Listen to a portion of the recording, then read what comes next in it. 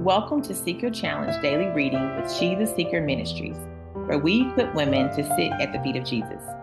We are so excited about this Seeker Challenge as we invite you to allow the Lord's Word to illuminate your heart. So right now, I invite you to open your Bibles or simply listen, and I pray that He speaks to you through His Word. Here's today's reading.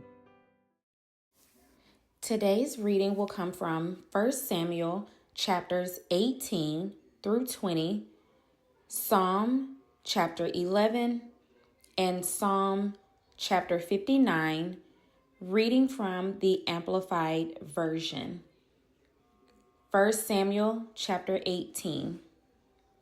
When David had finished speaking to Saul, the soul of Jonathan was bonded to the soul of David, and Jonathan loved him as himself. Saul took David that day and did not let him return to his father's house. Then Jonathan made a covenant with David because he loved him as himself. Jonathan stripped himself of the outer robe that he was wearing and gave it to David, with his armor, including his sword, his bow, and his belt. So David went out wherever Saul sent him, and he acted wisely and prospered.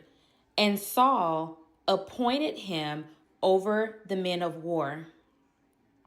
And it pleased all the people and also Saul's servants. And they were coming when David returned from killing the Philistine. The woman came out of all the cities of Israel, singing and dancing to meet King Saul with tambourines, joy, and musical instruments. The women sang as they played and danced, saying, Saul has slain his thousands, and David his 10,000s. Then Saul became very angry, for his saying displeased him.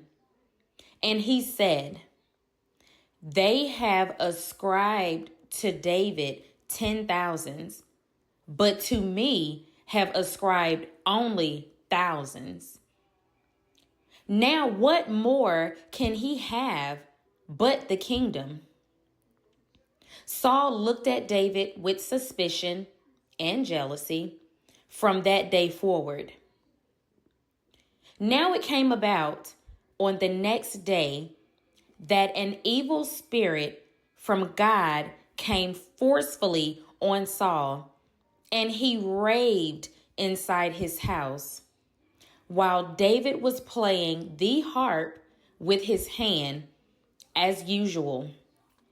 And there was a spear in Saul's hand.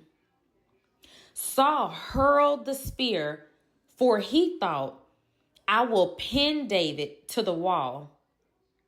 But David evaded him twice. Now Saul was afraid of David, because the Lord was with him, but had departed from Saul. So Saul and David removed from his presence and appointed him as his commander of 1,000. And he publicly associated with the people.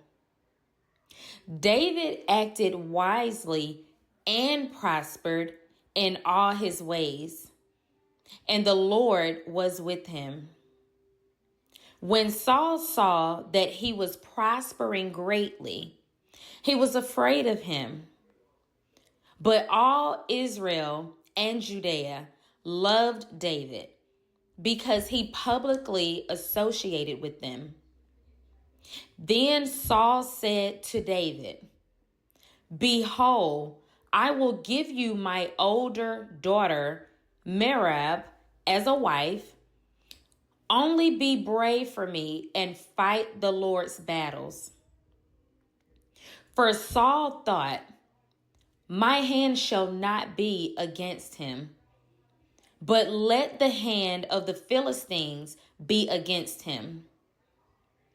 David said to Saul, "Who am I, and what is my life or my father's family in Israel that I should be the king's son-in-law?" But at the time when Merab, Saul's daughter, should have been given to David, she was instead given to Adriel, the Meholite, as a wife. Now, Michal, Saul's daughter, loved David, and when they told Saul, it pleased him. Saul said, "I will give her to him so that she may become a snare, bad influence, source of trouble to him, and that the hand of the Philistines may be against him." So Saul said to David for a second time, "You shall be my son-in-law today." Then Saul commanded his servants, "Speak to David secretly, saying, 'Listen, the king delights in you, and all his servants love you.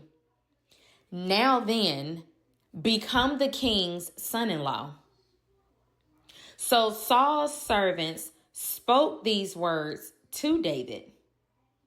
But David said, "Is it a trivial thing in your sight to become a king's son-in-law, seeing that I am a poor man and insignificant?" The servants of Saul told him what David said. Then Saul said, "This is what you shall say to David. The king wants no dowry except 100 foreskins of the Philistines to take vengeance on the king's enemies." Now, Saul's intention was to cause David's death at the hand of the Philistines. When his servants told David these words, it pleased him to become the king's son-in-law. Before the time arrived, David arose and went, he and his men, and killed 200 Philistine men. And David brought their foreskins as proof of death and presented every one of them to the king so that he might become the king's son-in-law. So Saul gave him Michal, his younger daughter, as a wife. When Saul saw and knew that the Lord was with David and that Michal, his daughter, loved him, Saul was even more afraid of David. And Saul became David's constant enemy. Then the Philistine commanders came out to battle. And it happened as often as they did, that David acted more wisely and had more success than all Saul's servants. So his name was highly esteemed. 1 Samuel chapter 19. Now Saul told his son Jonathan and all his servants to kill David. But Jonathan, Saul's son, greatly delighted in David. So he told David, "Saul, my father, is seeking to kill you. Now then, please be on guard in the morning and stay in a secret place and hide yourself. As for me, I will go out and stand beside my father in the field where you are, and I will speak with my father about you. And if I learn anything, then I will tell you." Then Jonathan spoke well of David to Saul his father and said to him, "May the king not sin against his servant David, since he has not sinned against you, and since his deeds have been very beneficial to you. For he took his life in his hand and killed the Philistine, and the Lord brought about a great victory for all Israel. You saw it and rejoiced. Why then would you sin against innocent blood by killing David without a cause?" Saul listened to Jonathan and swore, "As the Lord lives, he shall not be put to death." So Jonathan called David and told him all these things. And Jonathan brought David to Saul, and he was in his presence as previously.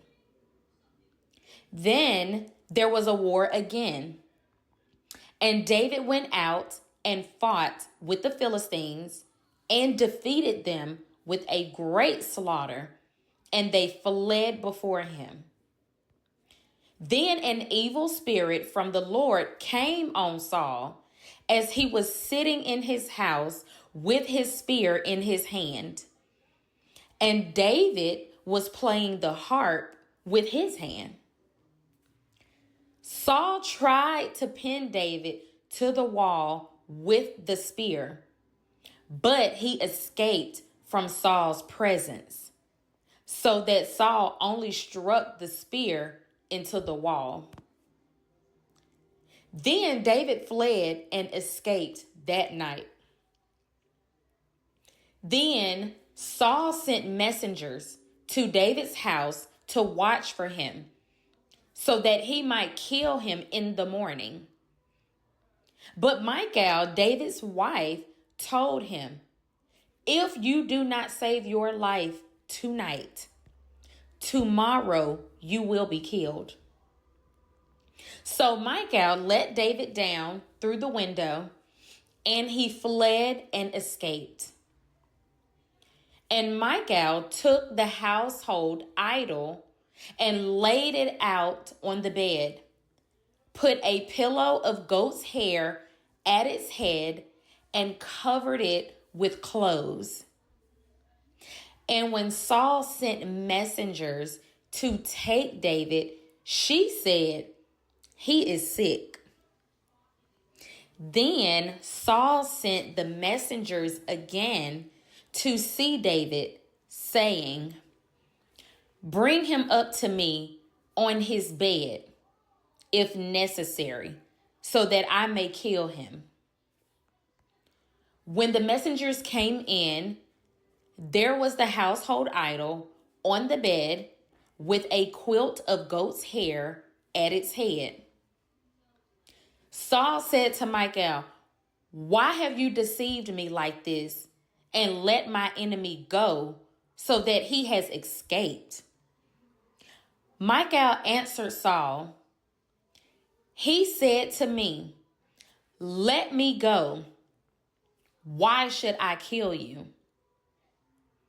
So David fled and escaped and came to Samuel at Ramah and told him everything that Saul had done to him. And he and Samuel went and stayed at Naioth. Saul was told, "David is at Naioth in Ramah." Then Saul sent messengers to take David. But when they saw the group of prophets prophesying and Samuel standing and presiding over them, the Spirit of God came on the messengers of Saul, and they also prophesied.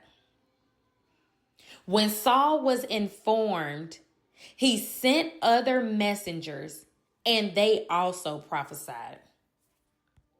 So Saul sent messengers again, the third time, and they prophesied as well. Then Saul went to Ramah himself and came to the great well that is in Secu, and he asked, "Where are Samuel and David?" And he was told, "They are at Naioth with the prophets in Ramah." So he went on to Naioth in Ramah, and the Spirit of God came upon him too. And he went along continually prophesying until he came to Naioth in Ramah. He took off his royal robes and armor and prophesied before Samuel and laid down naked all that day and night. So they say, "Is Saul also among the prophets?" 1 Samuel chapter 20. David fled from Naioth in Ramah, and he came and said to Jonathan, "What have I done? What is my guilt? What is my sin before your father that he is seeking my life?" Jonathan said to him, "Far from it. You shall not die. My father does nothing important or insignificant without telling me. So why would he hide this thing from me? It is not so." But David vowed again, saying, "Your father certainly knows that I have found favor in your sight." And he has said, "Do not let Jonathan know this, or he will be worried. But truly as the Lord lives, and as your soul lives, there is hardly a step between me and death." Then Jonathan said to David, "Whatever you say, I will do for you." David said to Jonathan, "Behold, tomorrow is the new moon, and I shall sit at the table to eat the sacrificial meal with the king. But let me go so that I may hide myself in the field until the third evening. If your father misses me at all, then say, 'David earnestly asked permission from me to go to Bethlehem, his city, because it is the yearly sacrifice there for the entire family.' If he says, 'All right, your servant will be safe,' but if he is very angry, then be certain that he has decided on evil. Therefore, show kindness to your servant, because you have brought your servant into a covenant of the Lord with you. But if there is iniquity in me, kill me yourself. For why should you bring me to your father to be killed?" Jonathan said, "Far be it from happening to you. In fact, if I indeed learn that my father has decided to harm you, would I not tell you about it?" Then David said to Jonathan, "Who will tell me if your father answers you harshly?" Jonathan said to David, "Come, let us go out into the field." So they went out to the field. Then Jonathan said to David, "The Lord, the God of Israel, is my witness. When I have sounded out my father about this time tomorrow or the third day, behold, if he has a good feeling toward you, shall I not then send word to you and make it known to you?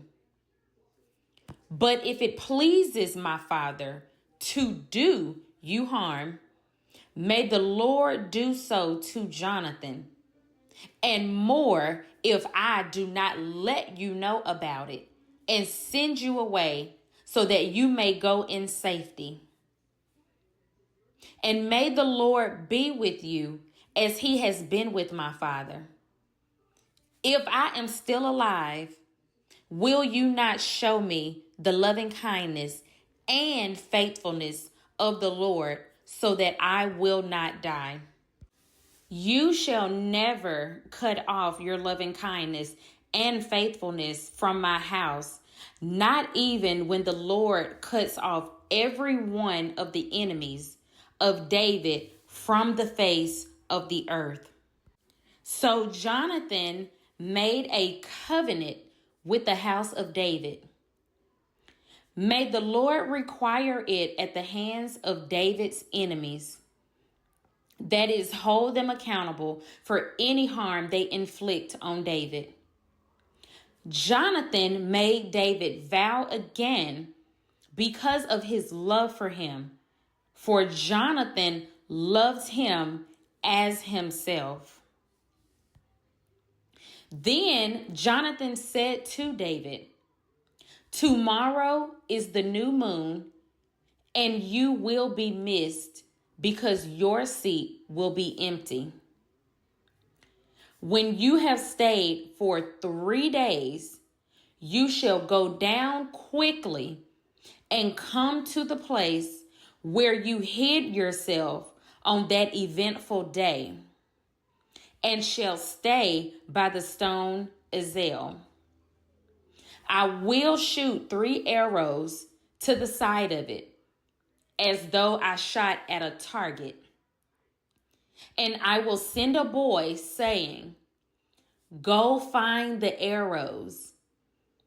If I specifically say to the boy, look, the arrows are on this side of you, get them, then come back to my father's table. For it is safe for you and there is no danger, as the Lord lives.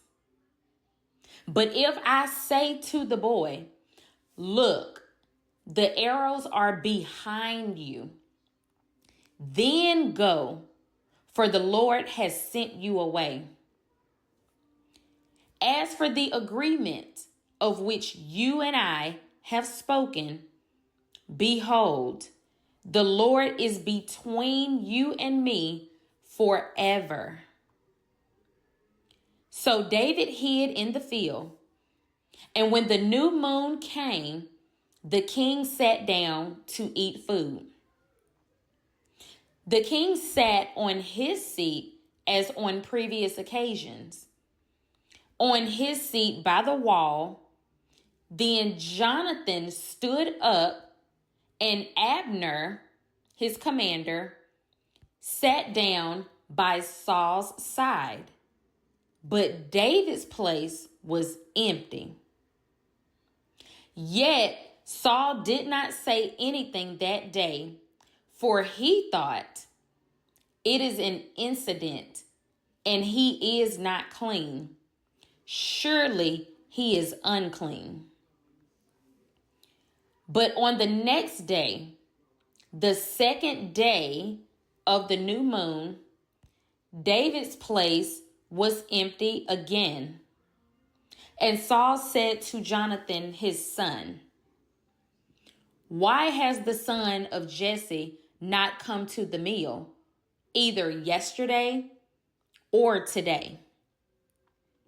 Jonathan answered Saul, David earnestly asked me for permission to go to Bethlehem. He said, please let me go because our family is holding a sacrifice in the city, and my brother has commanded me to attend. Now, if I have found favor in your eyes, please let me slip away so that I may see my brothers. This is why he has not come to the king's table." Then Saul's anger burned against Jonathan, and he said to him, "You son of a wayward, rebellious woman, do I not know that you have chosen the son of Jesse to your own shame and to the shame of your mother's nakedness? For as long as the son of Jesse lives on the earth, neither you nor your kingdom will be established. So now send and bring him to me, for he must die." Jonathan answered Saul, his father, "Why must he be put to death? What has he done?" Then Saul hurled his spear at him to strike him down. So Jonathan knew without a doubt that his father had decided to put David to death. Then Jonathan stood up from the table in the heat of anger and ate no food on that second day of the new moon, for he grieved and worried about David because his father had dishonored him. In the morning, Jonathan went out to the field for the first meeting with David, and a young boy was with him. And he said to his boy, "Run, please find the arrows which I am about to shoot." As the boy ran, he shot an arrow past him. Then the boy came to the place where Jonathan had shot the arrow. Jonathan called to him, "Is the arrow not behind you?" And Jonathan called out after the boy, "Hurry, be quick, do not stay." So Jonathan's boy picked up the arrow and came back to his master. But the boy was not aware of anything. Only Jonathan and David knew about the matter.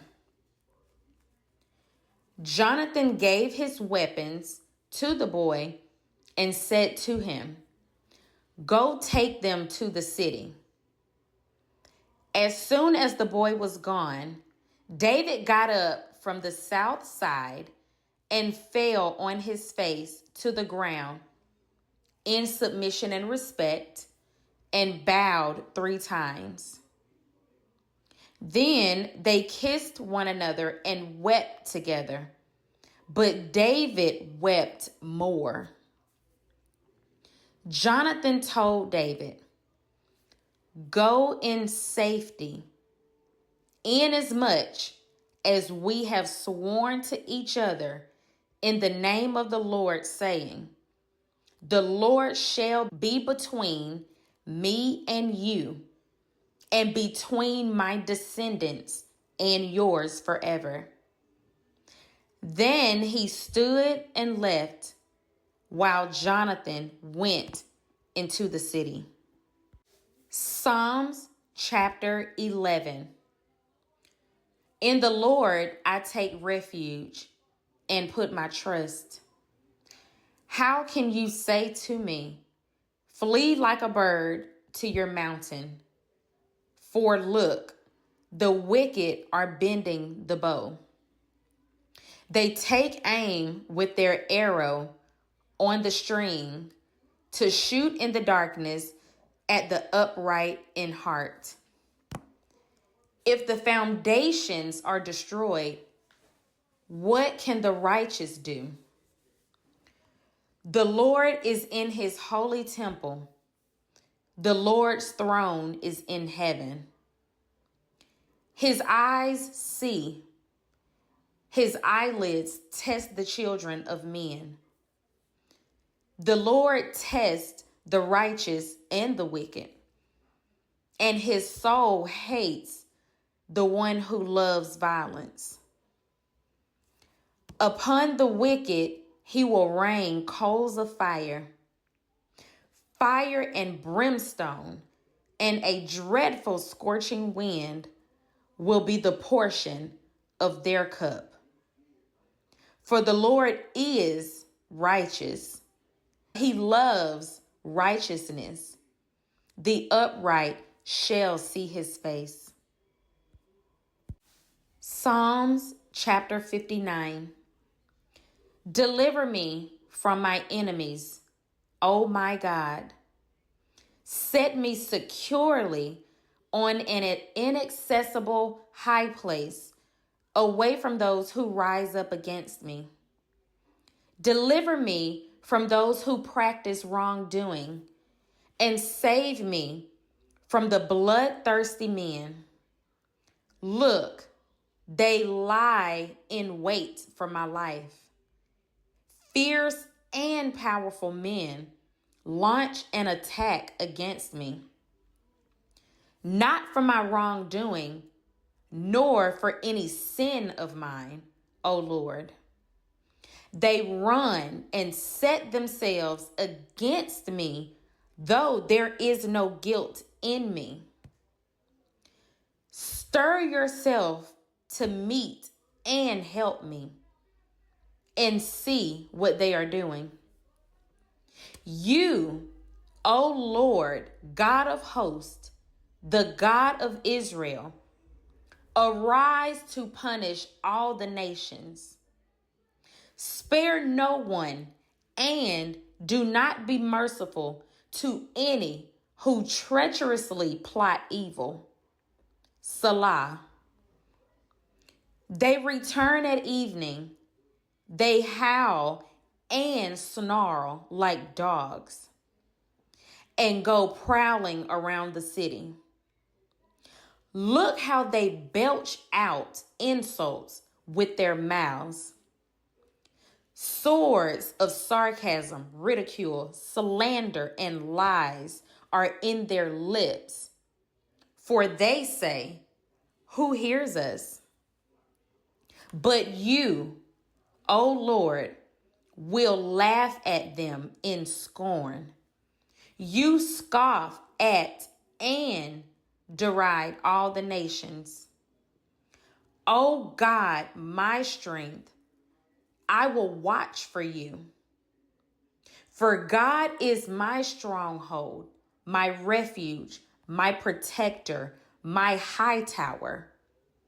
My God is his steadfast, loving kindness will meet me. God will let me look triumphantly on my enemies who lie in wait for me. Do not kill them, or my people will forget. Scatter them and make them wander endlessly back and forth by your power, and bring them down. O Lord, our shield. For the sin of their mouths and the words of their lips, let them even be trapped in by their pride. And on account of the curses and lies which they tell. Destroy them in wrath. Destroy them so that they may be no more. Let them know that God rules over Jacob to the ends of the earth. Selah. They return at evening. They howl and snarl like dogs and go prowling around the city. They wander around for food to devour and growl all night if they are not satisfied. But as for me, I will sing of your mighty strength and power. Yes, I will sing joyfully of your loving kindness in the morning. For you have been my stronghold and a refuge in the day of my distress. To you, O God, my strength, I will sing praises. For God is my stronghold, my refuge, my protector, my high tower. The God who shows me steadfast, loving kindness. Let's reflect on these questions together as we discover what the Holy Spirit may be saying through His Word. Number 1, what words, phrases, or things stood out to you? Number 2, what did you notice about God's character, His love, or His ways? And number 3, is there something you currently believe about God, yourself, or others that needs to change based on the truth you heard? I invite you to check out the Bible reading plan through the link. And then remember, until next time, keep sitting at the feet of Jesus and join us as we stay connected to Him together.